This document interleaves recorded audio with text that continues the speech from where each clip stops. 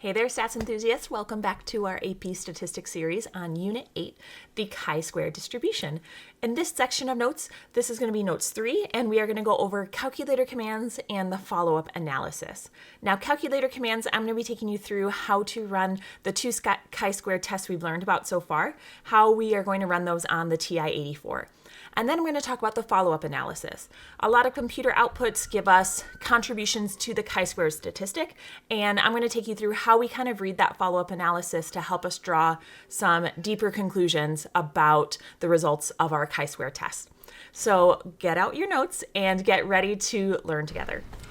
In the first section of notes today, we are going to be looking at the calculator commands for our chi-square tests that we have learned. Now, both chi-square tests are going to be located under our familiar test list in the TI-84. So if you go to Stat and then over to Test, you do have to scroll down to get to letters C and letters D. And those are going to be the two chi-square tests that we are going to use on our calculator here. So first, for the goodness of fit test, so you can see that is letter D there, the GOF test. The GOF test, we put the observed counts into list 1, and then the expected counts go into list 2. So we go to our familiar list, we put those counts in there. You have to make sure that they correlate as well. So the first observed count goes with the first expected count, and so on and so forth. Once those counts are in each of the list, you go to letter D under your test. You say where your observed is going to be, where your expected is going to be. Your degrees of freedom are going to be your number of categories minus 1. And then you can calculate to find your chi-squared statistic and your p-value. Now for the homogeneity test, this is just under letter C. Okay, so it's just called the chi-squared test, but it's the homogeneity test. Now with this one, because the homogeneity test uses a two-way table, we put the observed counts in a matrix. Okay. Now, some of you may have used a matrix before on your calculator, some of you may not have, so I'm going to pretend like you have not used a matrix before.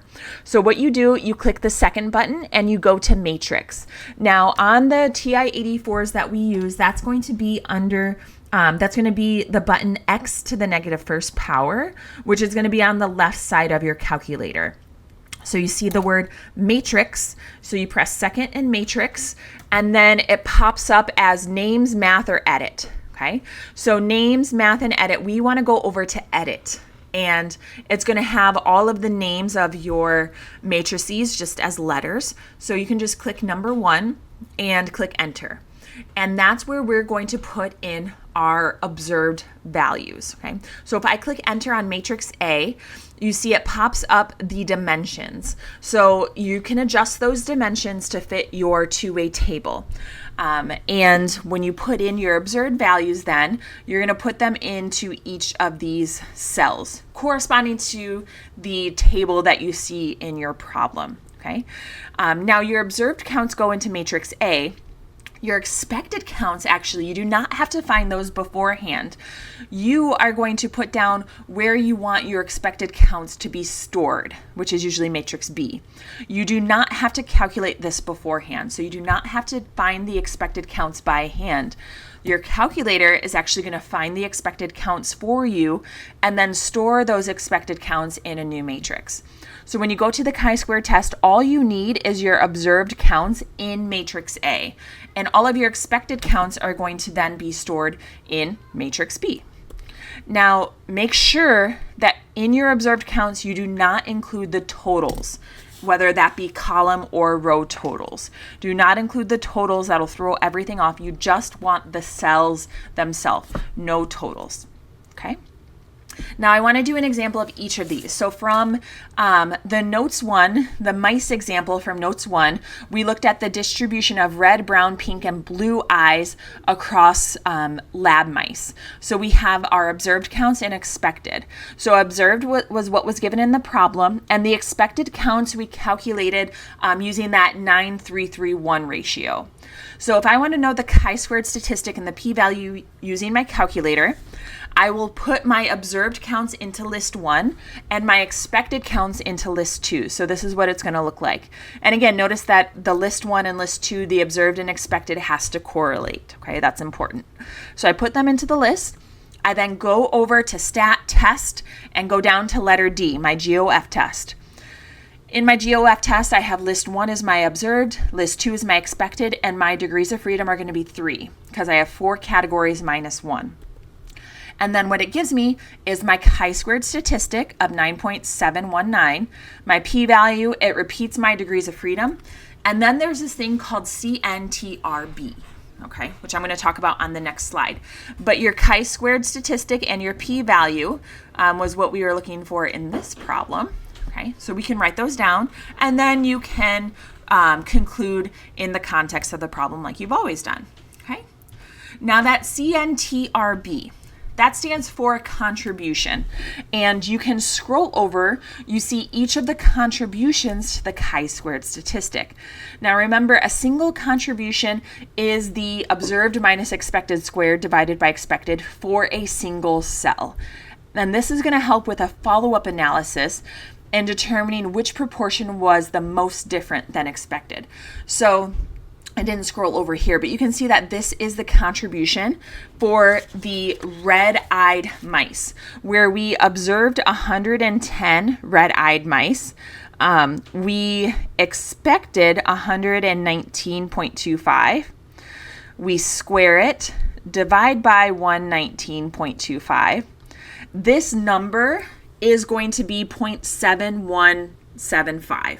Okay, so that's what it means by a contribution for a single cell, and it's going to go in order from the first to the second, and you can scroll over with the right arrow to see all of the other contributions. Okay. Like I said, that helps with a follow-up analysis that we're going to talk about in a little bit in the same section of notes here. Before we get to talking about a follow-up analysis, I want to do example 2. I want to do a chi-squared test for homogeneity using our calculator. So this is the living with parents example from notes 2. These were our observed counts here. What are the chi-squared statistic and the p-value? So here I have to first enter my observed counts into my calculator. So I'm going to go to second matrix and go over to edit, and I'm just going to click number 1. Okay, now what I'm going to do, I have to ignore my totals, and I just focus on my observed counts here. Do not include the totals at all. So my observed counts, it's a 2 by 3 table. So I'm going to change matrix A to be a 2 by 3, okay, and then I'm going to put all my observed counts in there exactly as they're written in the table. Okay. So you see each of those, I just scroll over, enter the number for each of those matrices. Each of those matrices cells. And then once my observed counts, I only have to put in my observed counts. Now I can go over to test, and I go down to letter C, which is the chi-squared test. That is the homogeneity test. My observed is going to be stored in matrix A. And then the expected, remember, that's telling the calculator what letter matrix you want them to store your data in. So you can change the letter if you want, but I always just use A and B. And then you press calculate, and you're going to get the chi-squared statistic, the p-value, and it's going to report the degrees of freedom because it does find that for you. Okay. So if I just want to know the chi-squared statistic and p-value, there it is. But as I've said before, you want to make sure that you write down your expected counts in your 4-step process. So we can use our calculator here to write down those expected counts. Okay. If you go over to, again, second matrix, edit, and now go down to number 2, which is matrix B, you click on it, and you'll see now it stored the expected counts. So you can confirm if you want to look back at notes 2, those are the expected counts we calculated by hand. Okay, but now your calculator did it for you. So if you're doing a 4-step process, usually we write down the expected counts right after we write down the hypotheses. So we usually write down the expected counts well before we're calculating our chi-squared statistic. If you do not want to find those values by hand, which is a good idea if you to use your calculator, you can jump right to the calculator, run the chi-squared test with those observed values and just look at your expected counts and copy down a table for it. Because we have to find our expected counts before we check our conditions, because one of the conditions is, of course, that all the values are greater than 5, greater than or equal to 5. So you can write down those expected counts early and then come back to write down the chi-squared statistic and the p-value. Okay? But those are your 2 examples. So that is how you use your calculators for those. Okay? Now let's get into talking about what a follow-up analysis is. So if we end up rejecting the null hypotheses, a follow-up analysis will help us determine which component of the distribution was the most different from what we expected. Because remember how we always have our alternative being at least one of the proportions is different, or there is a difference in the distribution. Not that everything was different, but just that a difference was detected. And a lot of the times when we reject the null, we want to identify, okay, what was the difference? What was the largest contribution to this chi-squared statistic that alerted us to a difference? So here is an example of a follow-up analysis. Now, different computer softwares give different follow-up analyses outputs, but this is essentially what most of them kind of look like. It looks similar to a two-way table, and each cell, quote unquote, even though there's not lines, each of these can be thought of as a cell, and in each cell there's going to be different information, and there'll usually be a key off to the side to let you know the order that that information is given to you in. So this key says that the first number is your observed count, the second number is your expected count, and then the third number is your contribution to the chi-squared statistic. Okay. Now, the way we read a follow-up analysis, especially if we're given a contribution, okay, so we see like in our example here, we had a low p-value. We ended up rejecting the null hypothesis in this situation. So why did we reject the null? Well, we rejected the null because there's 2 specific categories that contributed the most to the chi-squared statistic. So 2 of those 6 components made up the largest portion of the chi-squared statistic, and we know that larger chi-squared statistics lead to smaller p-values. So when we're looking at a follow-up analysis, we want to see, okay, which contribution was the largest, and then we want to sort of use some logic to try to analyze why was it the largest. In this situation, you can see that 60 females were observed to live in the dorm, but we expected 74. So there were way less females than expected living in the dorms. Versus the males, we observed 113, but we expected 98. So there were actually way more males living in the dorms than expected. So we, as a follow-up analysis, can kind of start to infer, okay, maybe gender does play a role in determining whether or not you live in a dormitory between the age of 18 and 20. You know, and there's other implications we could make there, but the follow-up analysis just kind of gets us thinking about, okay, where was the largest difference? Okay, so that's what we're looking at there. Okay, we're going to do another example of a follow-up analysis in a moment. I want to use this time to compare the 2 chi-squared tests we have gone over so far, as well as the 2 sample z test for 2 proportions. Okay, because all 3 of these tests, we're looking at proportions, essentially, the proportion of successes across population or treatments. And a big part of the AP exam is being able to determine which inference method you want to use. So the 2 sample z test for 2 proportions, this was back in a couple units ago, it allowed us to test the null to compare 2 proportions, where between the 2 proportions, we assumed that there was no difference between them, and the alternative was trying to detect some sort of difference between the 2 populations or even between the 2 treatments. So it was specifically looking at 2 populations and 2 proportions in 1 proportion from each population. Right? The chi-squared GOF test allows us to test the null that says that there's no difference in the proportion of successes.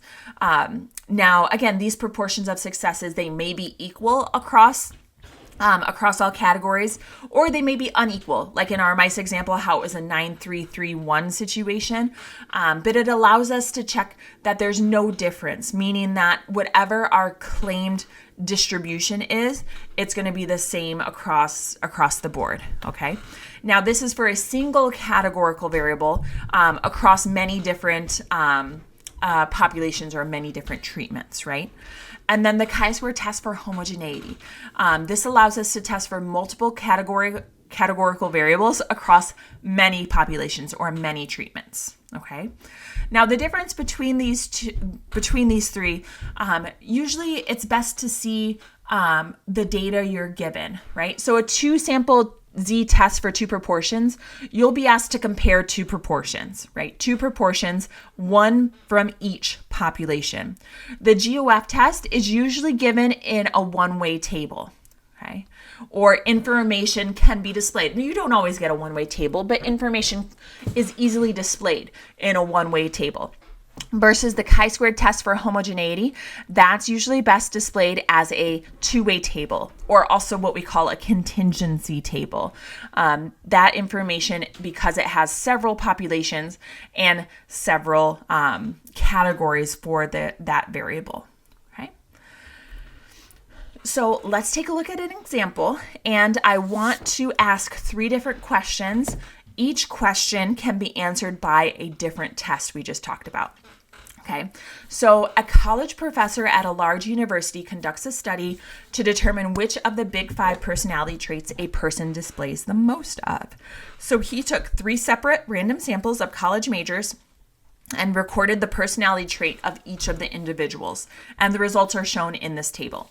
So he took 3 separate random samples of business majors, engineering majors, and communication majors. And then he recorded the dominant personality trait, because we all have different personalities sometimes, but the dominant personality trait of each of the individuals. So open, conscientious, man, if I can say that correctly, extrovert, agreeable, and neurotic. Okay. So each of these the big 5, there's more, but these are the big 5. Okay. So from here, the type of question that is asked determines which test you run. So if I were to ask the question, if a student is considered an extrovert, is there a difference in whether they choose a business major or an engineering major?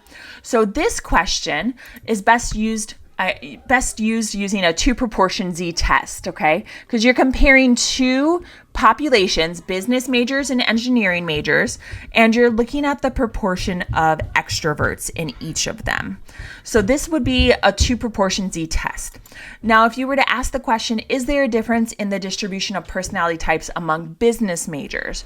So if you just focus in on one population, but you look at the distribution of all personality types across that one population, then you're looking at a goodness of fit test. And that's the question that could be answered with a goodness of fit test.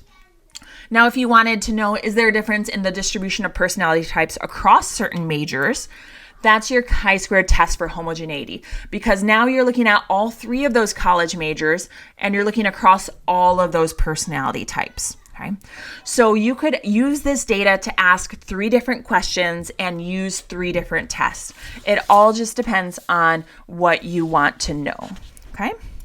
So we're going to perform a chi-square test for homogeneity, and we're going to answer a few questions from there, including talking about a follow-up analysis here. So if I wanted to perform a chi-square test for homogeneity, I'm going to answer this question.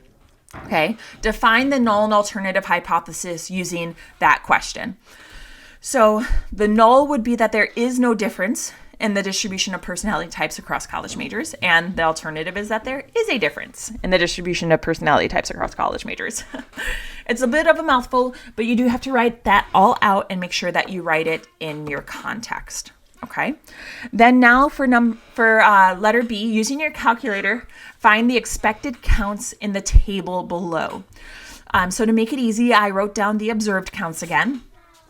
We are going to be using our calculator for this. So what I'm going to do with these observed counts, notice how I got rid of the row totals and the column totals here. Because when I go to my matrix, again, second matrix edit, this is a 3x5 table of observed counts. So I'm going to change the matrix to a 3x5, and then I'm going to input all of that data into the matrix. So all of my observed counts I'm putting in matrix A. I'm going to run my chi-squared test with my observed counts in matrix A.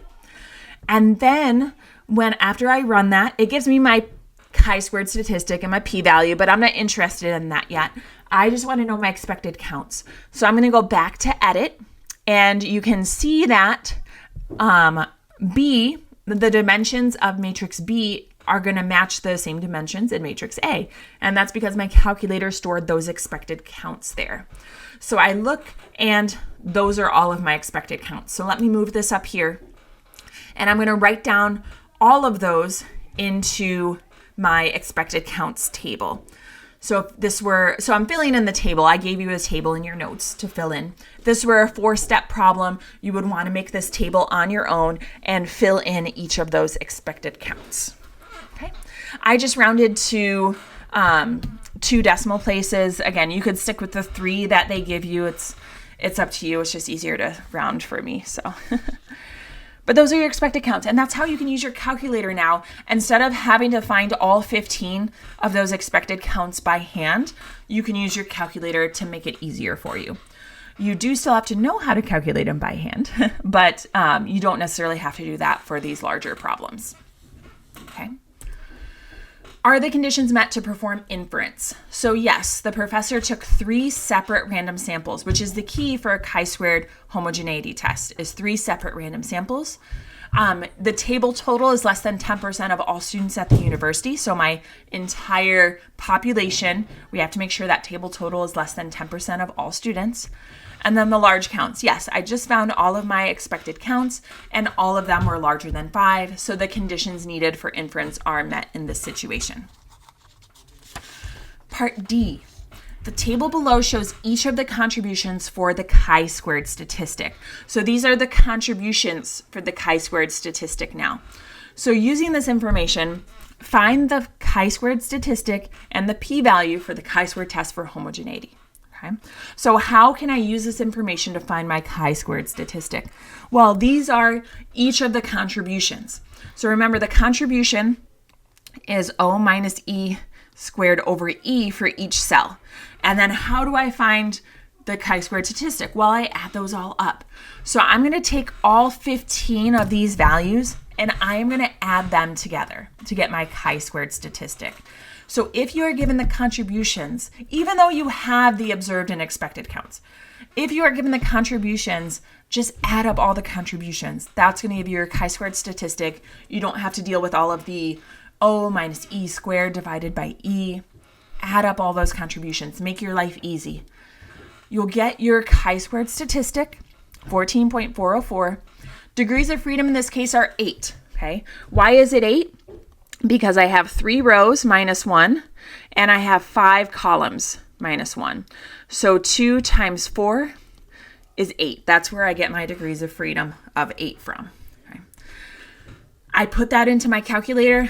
In chi-squared CDF, my lower upper boundary degrees of freedom are 8, and I get my p-value of 0.072.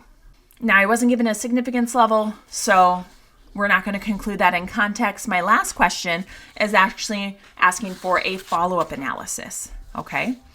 So what are the largest contributions to the chi-squared statistic, and what does this mean in the context of the problem? So this is usually how a follow-up analysis question is kind of worded. They don't explicitly call it a follow-up analysis, but they want you to basically analyze what the chi-squared statistic tells you.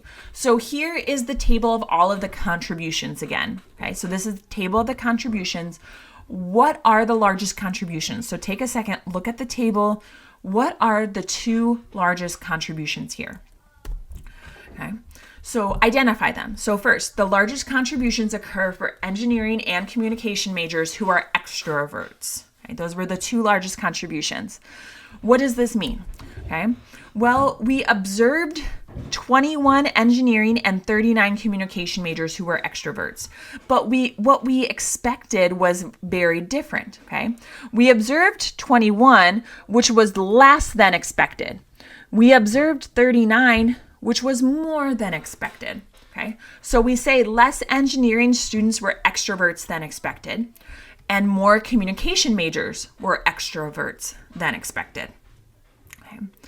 So identify the contributions, say what it means in the context of the problem, and then you can draw a conclusion, right? This implies that for a student with a personality trait of an extrovert, it does have an impact on their college of choice, okay, or their college major of choice, okay? That can be a conclusion we can draw from that. All right. So that would be your follow-up analysis, and that ends the notes today talking about the calculator commands and the follow-up analysis for your chi-squared test. And that wraps up today's lesson on Notes 3, calculator commands, and the follow-up analysis. As always, thank you guys so much for following along. If you've liked this video, please click the like button and subscribe to my AP Statistics channel for more great AP Statistics content. In the next video and the final video, I will be taking you through the last of our 3 tests, the chi-square test for association/independence. Until then, I wish you endless statistical success, and I will see you in the next video.